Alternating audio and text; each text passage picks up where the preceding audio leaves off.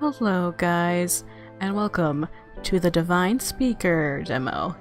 They have a Kickstarter up. I'll have the links in the description. Links always in the description. Check there. Check off if you want to find something, check there. Or ask me in the comments if it's not in the description.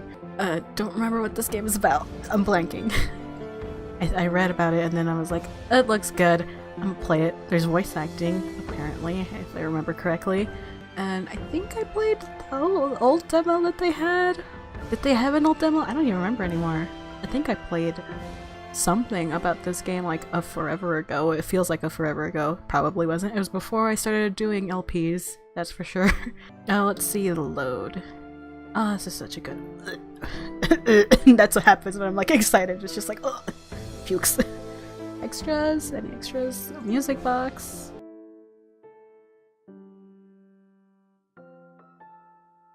There's gonna be more, I'm guessing. Oh, this is so good. It's so pretty. It looks so pretty. Okay, we're gonna go. We're diving in. The birth of a child heralds many things. Change, adaptation, confusion, but most importantly, the judgment. A newly born child's first destination isn't its mother's arms, but the embrace of another. The Divine Speaker, the person tasked with determining a child's destiny from the day they are born till the day they die. This destiny is determined by lottery. The Speaker's hand, guided by the forces above, always chooses the correct fate for the correct child. This judgment guides them on the path to eventually becoming the person they were always destined to be.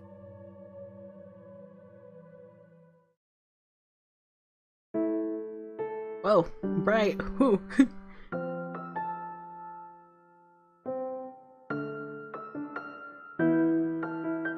God, this looks so good. Stand behind these walls, waiting for them to fall. I will pave the way beyond the grave. I'll run away, journey beyond the my destiny, I can hear it calling. I'll write my own story, a galaxy where I'm free to be me. Oh my god, I love it. Rain, could we pretty please go play outside? Oh my god, we're still under like the opening sequence of like this. Yes, I love when game studios or devs just put in like, hey, this is a work in progress, look at the progress, and I'm just like, yes. Okay, I'm good, I'm fine. We promise to be back before it gets dark. I quickly glance over in the matron's direction and she gives me a short nod. I didn't really have the authority to tell them that they could do, but that never stopped them from coming to ask me. They know I could never say no to them. All right, but make sure to be back before sundown. And don't go anywhere close to the forest, okay? Yay! Thank you, Rain! We promise we won't! But why aren't we allowed to ever play there? Can we go when we're adults? No, you can't. But why? It's not fair! I let out a sigh but feel a small smile rising to my face. I couldn't help chuckle at their curiosity. They would ask the same question every time they wanted to go out and play. Come over here and I'll explain it to you.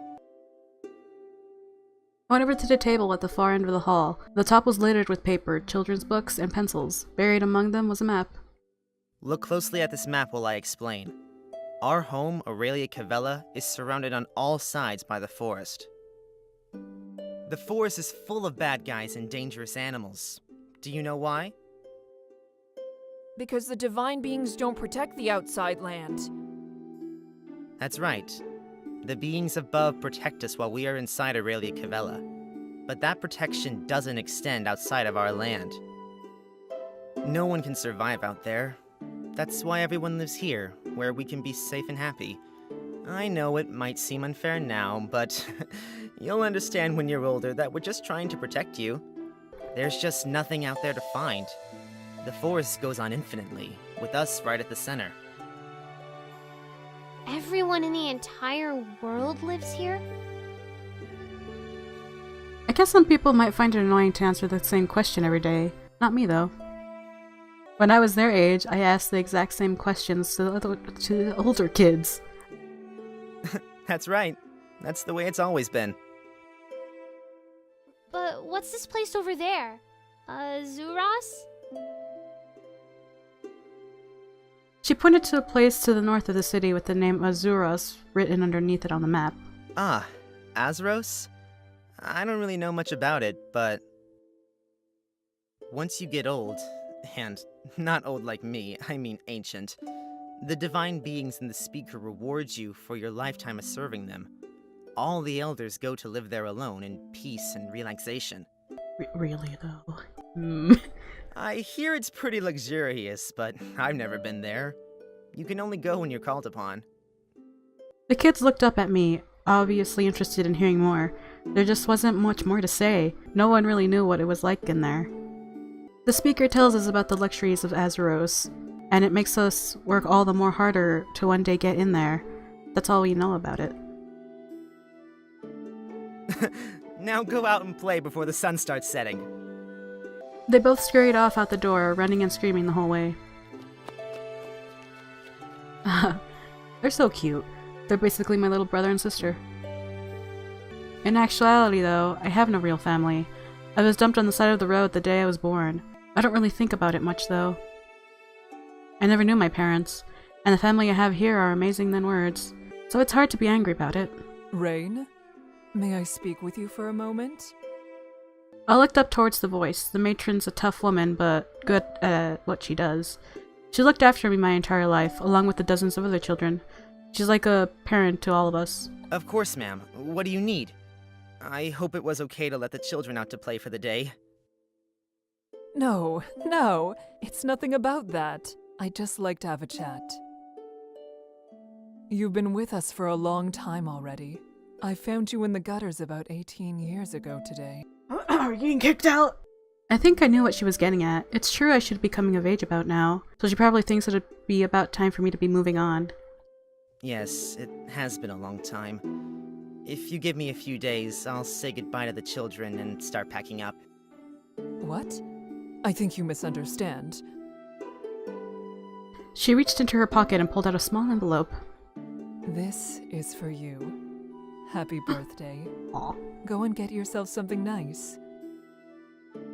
She smiled at me, bright and warm, but it quickly changed to a scowl. Also, don't think you're getting out of here anytime soon. I'd go out of my mind answering those questions every day. She pushed the envelope in my... I swear I can read. She pushed the envelope into my hands and walked away. Brusque, as ever. Thank you so much, ma'am. I'll head out and pick up the groceries you asked me to get earlier then. Be back soon! I pushed the old, heavy wooden door open and stepped out into the sunlight. The sun was high up in the sky, but a nice breeze soared through the city. It was a beautiful day. But I couldn't help but notice the flowers that were in bloom yesterday were already wilting. Maybe no one watered them this morning? Anyway... I guess that must mean today's my birthday. I know it was coming up sometime soon, but it never really been a big event in my life. Usually it just passed by without me realizing. I looked closely at the envelope in my hands. This is the first time I've ever been given a birthday present. I almost don't want to open it. It's kind of scary getting given... Oh my god. Huh. I almost don't want to open it. It's kind of scary getting given something out of nowhere, huh? Curiosity was beginning to get the better of me, though. Okay. 3, 2, 1, go! I tore the seal open in one full sweep. Swoop. Sweep, swoop. Oh my. By the gods. Oh my god. Inside were 10 marks, which was more money than I had seen my entire life, and a letter addressed to me. Let's see. Dear Rain. Dear Rain, happy birthday, my dear. I'm sorry we couldn't afford much to give you, but I hope it's enough for you to get something you like. The kids have been saving up just for you. Aww. From the day I found you, I've always thought of you as a son. Now that you're of age, it won't be long until you will be matched up yourself and have your own children. Until that day, please stay with us at the orphanage. Both the children and I would be lost without you. Oh god, that's aw. I'm sure if your parents saw you now, they would be proud of you, just like I am. Oh god, no, my feelings. Yours, Matron Arala. Oh, don't cry on me now, boy. I couldn't stop myself. My eyes welled up instantly and overflowed all over the letter. Thank you. My family at the orphanage is more than I could ever ask for. They saved this just for me, so I can't let them down. I have to buy something amazing to share with them. Ugh, God. Ugh. This boy. With determination, I started on the way to the marketplace. The markets were just past the town square on the west side of Aurelia Cavale. Please. Oh god, already forgetting names. The town square was where new children came for their judgments, and where the speaker made his proclamations. The beings above sing praise for the contributions you have given to our humble home. Who dis? Likewise, they implore you to continue giving your lives over to them, for they provide you with protection from the evils lurking inside the forest. Huh. Looks like the Divine Speaker is declaring something right now. Oh. He was dressed head to toe in white and gold, the definition of grace in his ceremonial gowns. His long, silvery white hair reached down his back neatly. He's I gonna be pretty. understand your frustrations about our failed crops, but do not worry yourselves, for the beings above have a reason for everything. Soon you will see why they have put you through these trials. Oh no, he's pretty! Yes, Lord Speaker. The failed crops. I think I heard about it from the matron. It seemed like this was the first time in hundreds of years that they had failed this badly. Yes, Lord Speaker. Before I knew it, I was already in the crowd, chanting along with the other residents. The eloquent and beautiful way he spoke was almost hypnotizing. He's the most highly respected person in Aurelia, second only to the gods. The whole time he spoke, the crowd stood mesmerized. I was so immersed I didn't even notice he was already nearly finished. In due time, all of you shall be rewarded with the freedom that Azeros brings. With this in mind, I hope you will continue your offerings and duties. Thank you. Applause exploded out from the crowd as he finished his speech. Smiling, he waved and cast his eyes around the crowd. I waved and cheered along with the crowd. Before his eyes met mine. Whoa. Almost instantly, a shock ran through my body. What is happening? The shock changed to heat, and the heat changed to burning. Before I knew it, I crumbled to the ground, gasping for air. But it felt like my lungs were on fire. Every breath burnt my insides even more. Everyone around me was watching me, but worst of all, they were his eyes, the speakers. I could still feel his eyes boring into me. It's like he could see everything. I needed to escape them, now. I forced myself back to my feet, ran as fast as I could, and ducked into a nearby alleyway. Whoa. Oh no. I could feel the world around me getting darker, blurrier. I fell to the ground in a fetal position, sobbing. Abruptly, the pain started to move. It concentrated itself into my left arm, with the force of all my previous pain put together. Anyone, please.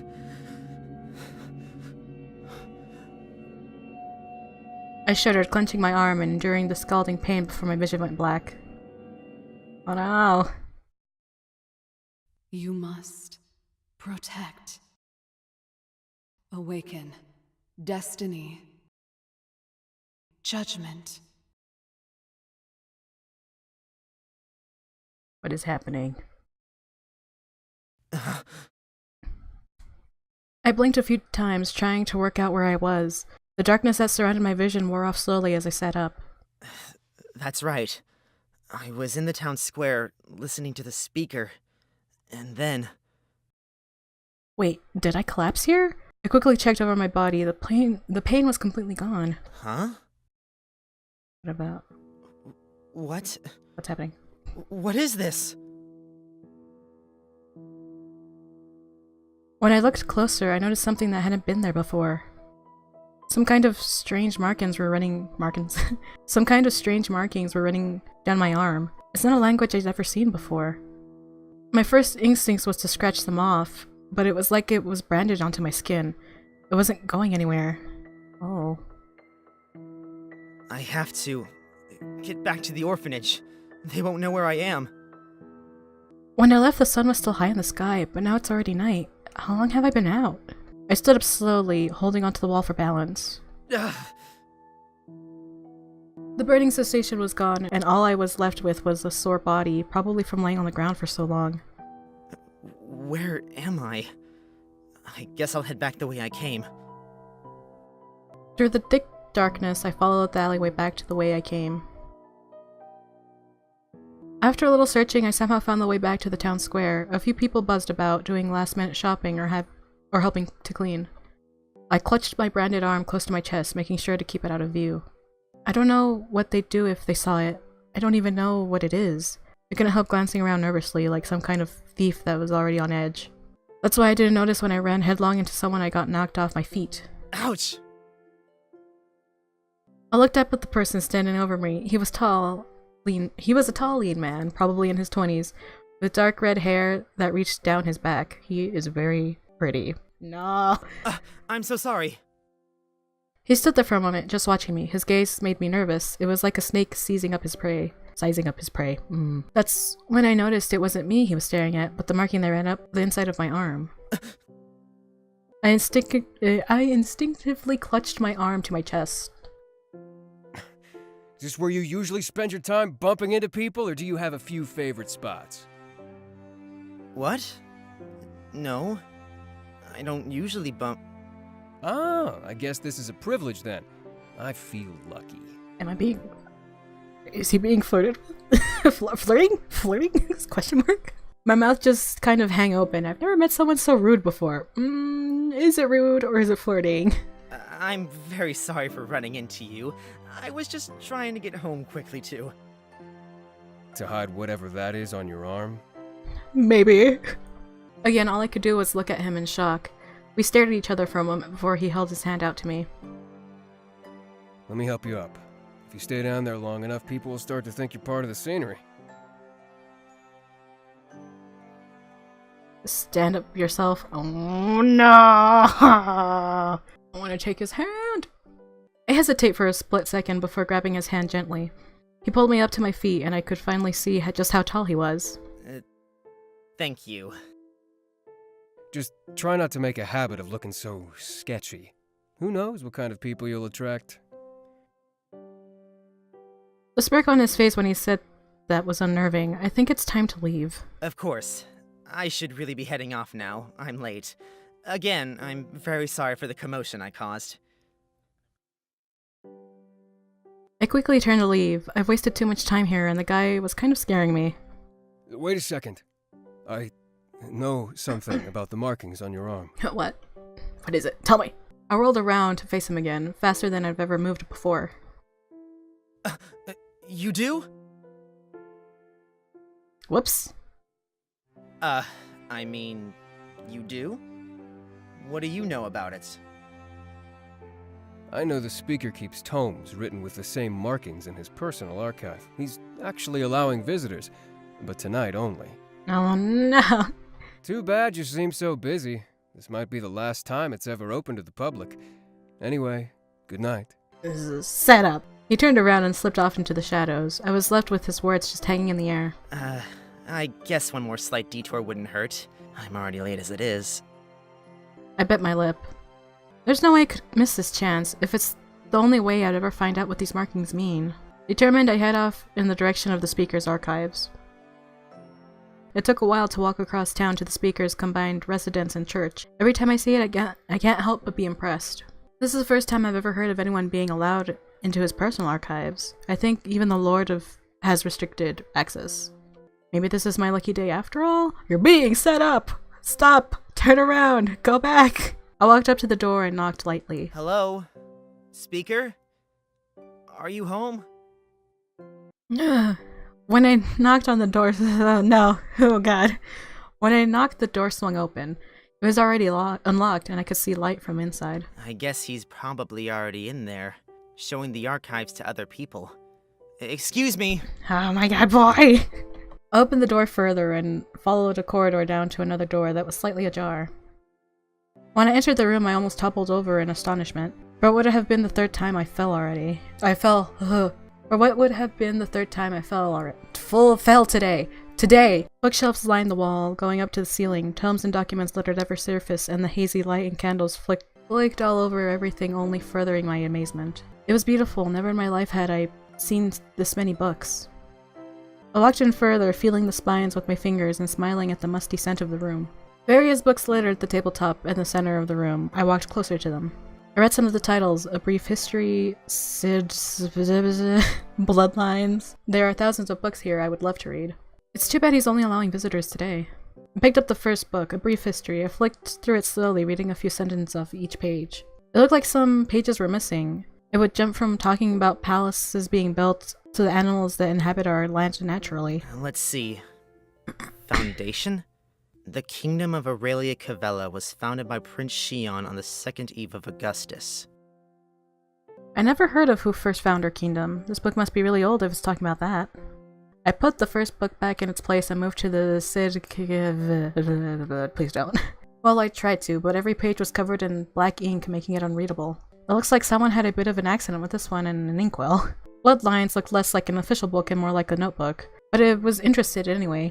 I opened it to the middle. It looked kind of like a birth record, maybe of high-class bloodline? On this page, the bloodline started with King Shion of Sid Khim 10XX and moved down to more recent times. It ended with Prince Caspian. I keep reading about this Sid Khim. I wonder what it means. Wait a second. Prince Shion was the founder of our kingdom, right? That must mean this is the royal bloodline. But why does it only start 300 years ago? Aurelia Cavella was always been here for thousands of years. There must be a mistake here, surely. People had to live somewhere before then, and everyone knows there isn't anywhere inhabited outside of our protected lands. There's only here in the forest. I flicked the page over to the next one. The page was entirely in a script I've never read before. When I looked at the markings on my arms, I could tell some of the characters matched. It still resembled the layout of the page before it, so I guess it's some kind of list of names. It looks like the last person added to this list was 19 years ago. So absorbed in trying to work out what that meant, I didn't hear the sound of someone opening the door behind me. Oh no! Well, well, well. An intruder in my archives? Oh no! I whipped around to face the voice. It was none other than the speaker himself. I'd never seen him up so close. I hid the book instinctively inside of my cloak. Don't! You're gonna be— Oh god! Oh god, why did you do that? Speaker! I dropped to one knee in front of him out of respect. Thank you so much for having the archives open today. I've never seen so many books. You've been lied to! Excuse me? Having the archives open? He looked at me with visible confusion on his face. That's right. The man in the town square. He told me. Wait, what? He definitely told me it was open to all today, right? The speaker looked as if he knew nothing about it. I'm not sure who told you what, but my archives are off limits to all but myself. Behind him I could see guards appearing from every direction. Trespassing in a restricted zone is an act of treachery. The only punishment fit for someone betraying their own home is death. Oh no! I could feel my stomach drop when he said that. Death. Nearly nobody received a death sentence here. It was used only for higher acts of treason or murder, which we basically never had. No, wait! Please! I'm not betraying! I just wanted to read— I don't know what your intentions were coming here, but I must act in the best interest of both our residents and the gods. Guards, take him. Oh no! Now wait there just a minute, Speaker. I could see someone pushing through all the guards. making their way to the front of the crowd. It was our lord, who works with the speaker to uphold our lands. We're not equipped to suddenly have a public execution, Sir Speaker. We haven't needed one in years. In this case, I think it would be best to exile him. Being out there in the forest is a death sentence anyway. How dare! My heart dropped even further. I thought he had come to my rescue, but what he was suggesting was worse than death. No one in my lifetime have ever been exiled. The things you endure out there would be so much nastier than the quick hanging you would get here. Please, I didn't mean... Silence. Oh god, everything is happening so fast. He stood in front of me, his icy eyes digging into my soul. I couldn't help but think about earlier in the town square when our eyes met. I flinched away from his gaze. Perhaps you're right. Why dirty our own land with the blood of a criminal when we can let nature take care of it for us? Guards, take his Cold-blooded. arms. I'll escort him to the forest's edge. Both my arms were seized by the burly guards. There was no hope of escaping. All I could do was follow behind the speaker, being pushed from behind the whole way. I hung my head in shame as I peered to the town. I could see faces peering at me from windows everywhere I went. All I could do was look down at the ground. Who would blame them? I would watch too. Release him. You may go. I will handle this from here. The two guards saluted before marching off back into town. Once he couldn't see their backs anymore, he spoke. I don't know why you would do what you did. Nevertheless, you must now live with the consequences. This might seem unfair. It would be best for you to learn just how unfair this world can be, though. Oh, his face. I looked up to his face. I couldn't tell what he was thinking about, but I was mesmerized. He reached out and lightly caressed my chin with his fingertips. Up close, his long eyelashes trembled in the wind, and they looked almost ethereal, like he himself was one of the beings above. You look just like your father did. What? At that, he released my face and turned to leave. Run. Run and don't look back. Just like he did. Oh my god, what is happening? He back. Oh my god. His back slowly disappeared into town. I thought about going back to the same way, hiding at the orphanage, but everyone just saw me being marched through the town like that. I had no choice. I had to leave with only the clothes on. Oh god, now I'm being emotional. I had to leave with only the clothes on my back, the envelope from the matron, the book I had stolen accidentally from the speaker, and my regret.